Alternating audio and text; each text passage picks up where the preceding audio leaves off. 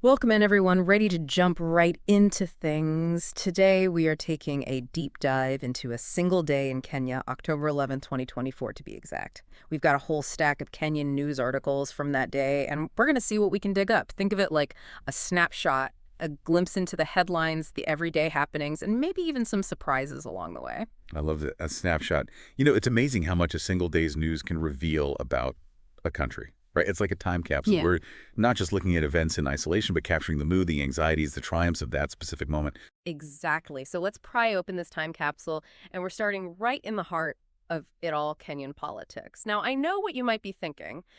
Politics. Isn't that a bit heavy? But trust me, this isn't your run-of-the-mill political story. We're talking about an attempted impeachment of Deputy President Rigathi Gachagua.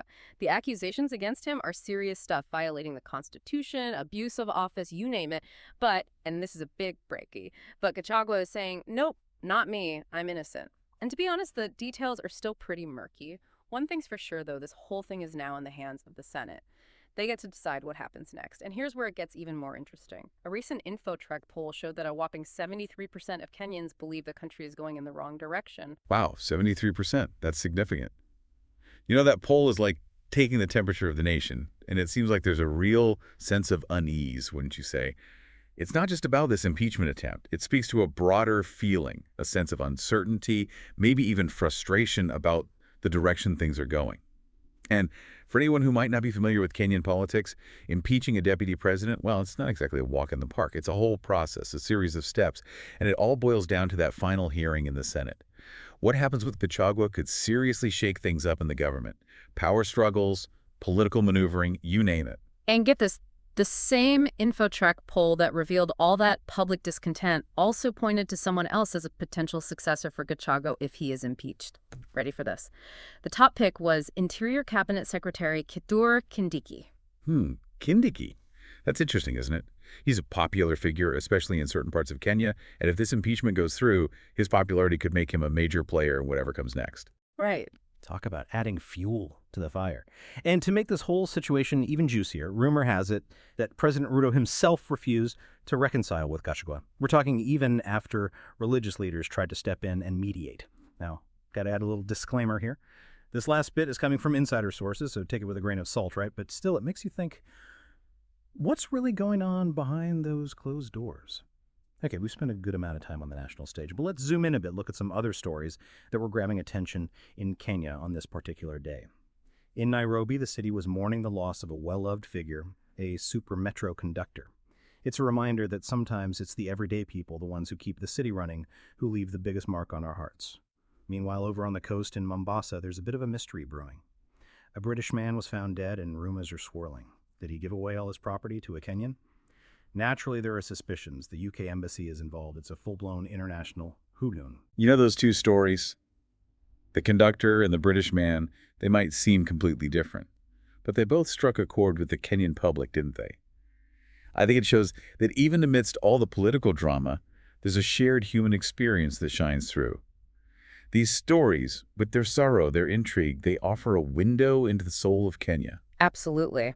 Yeah, shifting gears a bit, we're seeing reports of escalating clan clashes in the Tana River region. Things have gotten so intense that local politicians are being questioned by the police about their potential roles in the violence. And in the world of law and finance, former Cabinet Secretary Raphael Tuju is facing some serious debt issues. His case took an interesting turn when Supreme Court judges decided to recuse themselves, basically. They stepped back because of a potential conflict of interest. It adds a whole new layer of complexity, don't you think? Those clashes in Tana River, they're deeply concerning. Those kinds of conflicts, rooted in resources, history, they're a stark reminder of the challenges Kenya still faces. The Tuju case, on the other hand, gives us a glimpse into a different side of Kenya, the world of power, privilege, and the legal system. It raises questions about transparency, accountability, and whether justice is truly blind. Whew, we've covered a lot of ground already. Before we move on to some of the more hopeful stories from that day, anything strike you so far in our deep dive? It's incredible, isn't it? Like, all these different threads, politics, local tragedies, legal battles, they're all woven together. It paints such a vivid picture of Kenya. Right. It's like a puzzle, and we're trying to put all the pieces together. And speaking of putting things together, let's shift gears a bit. We've talked about some of the challenges, but there were also glimmers of hope in the news that day. Oh, absolutely. Every day has its ups and downs, and it's important to acknowledge both sides of the coin.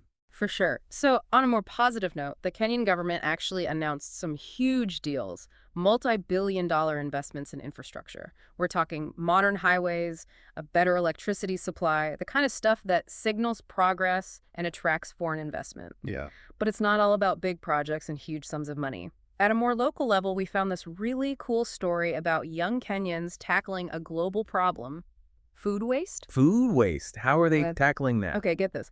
They're using maggots. Maggots. Wait, really? Yeah, black soldier fly larvae. Hmm. They're amazing little creatures.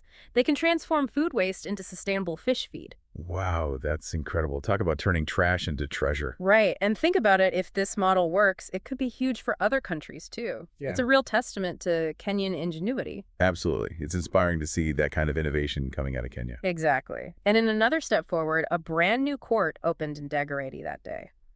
The goal is to improve access to justice, making the legal system more accessible to everyone. That's crucial, right? Oh, absolutely. Access to justice is fundamental. It's the backbone of a fair and equitable society. Okay, so we've looked at Kenya's internal affairs, but how about its place on the world stage? How is Kenya interacting with the global community on October 11th? That's always an interesting angle, isn't it? You can learn a lot about a country by how it engages with the rest of the world. Exactly. And on this particular day, two stories stood out. First, Kenyan police officers were continuing their deployment in Haiti, playing a crucial role in the peacekeeping efforts there. It's a significant contribution, but it's also sparked debate, with some calling for more international support to make sure those peacekeepers have what they need to do their jobs safely and effectively. And last but certainly not least, for all you sports fans out there, the Harambee Stars, Kenya's national football team, were prepping for a big AFCON qualifier against Cameroon. AFCON, the Africa Cup of Nations. For anyone who might not know, it's a massive football tournament, a huge deal across Africa. Qualifying is a point of national pride. So we've got Kenya making its mark on the global stage through peacekeeping efforts and the excitement of international sports. You know, it's fascinating to see the different ways Kenya is asserting itself on the world stage. It's a nation with a complex history and a bright future, and these stories reflect that complexity. It's amazing, right? Political drama, everyday heroes, international mysteries, peacekeeping missions, and even maggots. We've covered it all today. We have. It just goes to show you there's never a dull moment in Kenya, is there? Never. But as we wrap up our deep dive into October 11th, 2024, it really makes you wonder, what does all of this tell us about where Kenya is headed? That's the big question, isn't it? I mean, we've seen some really encouraging signs, the infrastructure investments, the local innovations, Kenya stepping up on the world stage.